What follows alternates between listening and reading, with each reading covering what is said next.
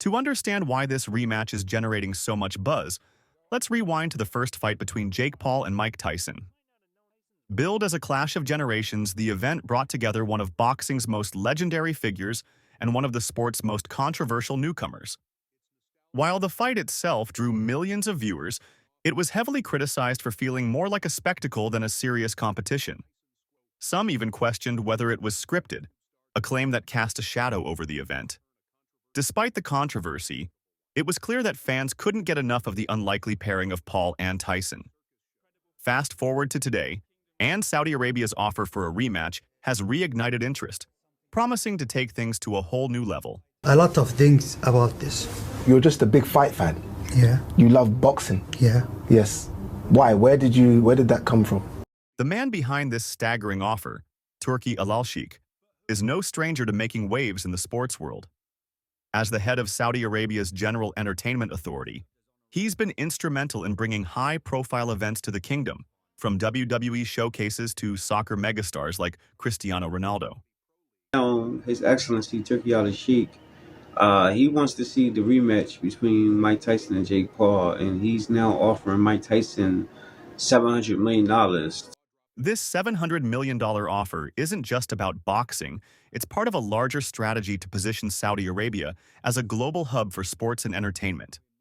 According to reports, the rematch would include a lavish venue in Riyadh, cutting-edge production, and an all-star undercard featuring both boxing legends and rising stars. The goal?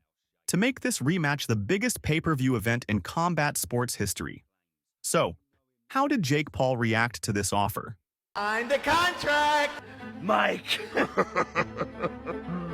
I've wanted to knock you the f*** out. True to form, the outspoken boxer didn't hold back. In a video posted to his social media channels, Jake addressed the offer with a mix of humor and confidence. $700 million? That's crazy. But hey, I guess I'm worth it, Jake joked. He went on to say that he's open to the idea but wants to ensure that the fight would be competitive and fair. I'm sorry I didn't knock him out, though. After I seen him a little bit tired, I didn't want to put too much hurt on him, but I love Mike. I respect Mike Tyson, he's a legend. But if we're going to do this, let's do it the right way. No gimmicks, no scripts, just two fighters giving it their all. This response has left fans buzzing. Is Jake genuinely interested? Or is he just playing the PR game to keep his name in the headlines? While Jake Paul's response has been lighthearted, Mike Tyson's reaction has been more subdued. The former heavyweight champion, now 58 years old, has expressed mixed feelings about returning to the ring for another high-profile match. Well, I don't know. Maybe his brother. You want to fight Logan? Logan, I think he said you might be next. Motherfucker, I'll kill you, Mike. No, please, no. It's on then. In a recent interview, Tyson said, "I've been there, I've done it. But if the money's right and the fans want it, who knows?" Tyson also emphasized that he's in great shape, having maintained a rigorous training regimen even in retirement. However, concerns about Tyson's age and health persist. While his power and technique remain impressive, stepping into the ring against a much younger and more active opponent like Jake Paul poses significant risks. Is he a legitimate boxer? A legitimate boxer, yes. People mocked me when I was saying that before, but now I think people are coming around. As with all things Jake Paul, the response from fans and critics has been divided. Supporters. Many fans are excited about the prospect of a rematch, arguing that Paul versus Tyson 2 could be an entertaining spectacle that draws in viewers from around the world. Critics. Others see this as another example of boxing becoming more about entertainment than sport, with some even labeling it a cash grab. Boxing purists in particular have voiced concerns about the impact of fights like this on the sport's legacy. Boxing is about skill and competition, not just hype and money, one fan wrote on Twitter. This rematch would be a pivotal moment for both fighters, albeit for different reasons. For Jake Paul, a win against Mike Tyson, even at his advanced age, would further legitimize Jake's boxing career, silencing some of his critics and opening the door for even bigger fights.